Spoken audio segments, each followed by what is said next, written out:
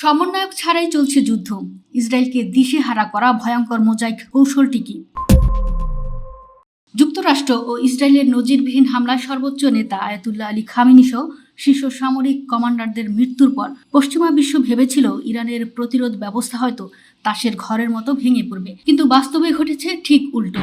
শীর্ষ নেতৃত্ব ছাড়াই ইসরায়েল এবং মধ্যপ্রাচ্যে থাকা মার্কিন ঘাঁটিগুলোতে একের পর এক নিখুঁত ড্রোন ও মিসাইল হামলা চালিয়ে যাচ্ছে তেহরান। সবার মনেই এখন একটাই প্রশ্ন, নেতা বা কেন্দ্রীয় সমন্বয়ক ছাড়া কিভাবে এত সুচারুভাবে চলছে ইরানের এই বিধ্বংসী যুদ্ধ কৌশল? নিরাপত্তা ও সামরিক বিশ্লেষকরা বলছেন এর পেছনের মূল জাদুকরী ও ভয়ঙ্কর কৌশলটির নাম হলো মোজাইক ডিফেন্স সিস্টেম বা মোজাইক ওয়ারফেয়ার। শিল্পকলায় যেমন অসংখ্য ছোট ছোট রঙিন টাইলস নিখুঁতভাবে বসিয়ে একটি বিশাল ও পূর্ণাঙ্গ ছবি তৈরি করা হয়, ইরানের এই সামরিক কৌশলটিও ঠিক তেমনই। এই মডেলে পুরো সামরিক কাঠামোকে একটিমাত্র কেন্দ্রীয় কমান্ডের উপর নির্ভরশীল না রেখে অসংখ্য ছোট ছোট স্বয়ংসম্পূর্ণ ও স্বাধীন ইউনিটে ভাগ করে দেওয়া হয়েছে। ইরানের দুর্ধর্ষ ইসলামী বিপ্লব গার্ড কর্পস আইআরজিসি দীর্ঘদিন ধরেই এই বিকেন্দ্রীভূত মডেলে সাজানো।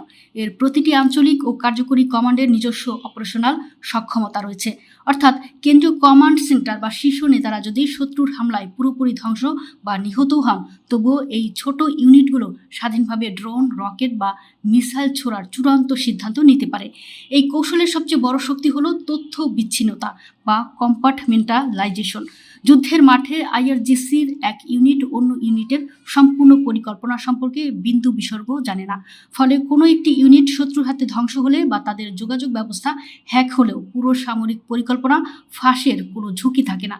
আয়াতুল্লাহ আলী খামেনিও সামগ্রিক প্রতিরক্ষা নীতির দিক নির্দেশনা দিল মাঠ পর্যায়ে তা বাস্তবায়নের জন্য একটি বহুস্তরীয় কমান্ড চেইন তৈরি করে গিয়েছিলেন। সামরিক বিশেষজ্ঞদের মতে ইরানের কাছে আগে থেকেই পূর্ব নির্ধারিত লক্ষ্যবস্তুর তালিকা এবং চরম জরুরি পরিস্থিতির জন্য বিকল্প প্ল্যান বি প্রস্তুত করা ছিল। ফলে শীর্ষ নেতৃত্ব সাময়িকভাবে অনুপস্থিত থাকলেও পূর্ব নির্দেশনা অনুযায়ী স্বয়ংক্রিয়ভাবে অপারেশন চালিয়ে যাচ্ছে মাঠ পর্যায়ের ইউনিটগুলো। আধুনিক যুদ্ধে আমেরিকা ও ইসরায়েলের মূল কৌশলই হলো সাইবার হামলা, নির্ভুল ক্ষেপণাস্ত্র বা গোয়েন্দা নজরদারির মাধ্যমে শত্রুর কেন্দ্রীয় কমান্ড বা মাথা ধ্বংস করে দেওয়া।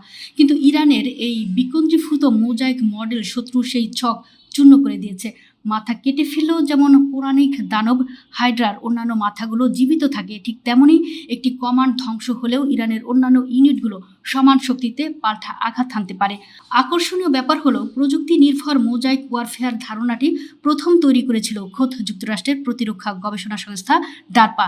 কিন্তু আজ সেই মার্কিন কৌশলেই নিজেদের বাস্তবতা নিখুঁতভাবে অভিযোজন করে ইসরায়েল ও আমেরিকার রাতের ঘুম হারাম করে দিয়েছে ইরান। স্রেফ সামরিক শক্তির চেয়ে এই কৌশলগত বৈচিত্র্য ও বুদ্ধিমত্তাই এখন তেহরানের সবচেয়ে বড় ঢাল ও তলোয়ার, যা পুরো আঞ্চলিক নিরাপত্তার সমীকরণ বদলে দিয়েছে।